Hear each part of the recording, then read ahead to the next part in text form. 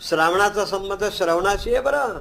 ऐकायचंय फक्त, बोलायचं कमी, आहार कमी, विचार कमी. या 28 दिवसामध्ये आपल्याबद्दल, इतराबद्दल, कुटुंबाबद्दल, समाजाबद्दल आणि राष्ट्राबद्दल चांगलं ऐकायचं. त्याच्याकरता श्रावण महिमा, श्रवण महिमा, भारतीय संस्कृतीचं हे अत्यंत सुंदर अशा प्रकारचं आपल्याला मिळालेलं हे कृपादान आहे. अनेक महिने आहेत, प्रत्येक महिना श्रेष्ठ, पण श्रावण महिना म्हणजे काय? शिवाची उपासना आणि अशिवाचा त्याग.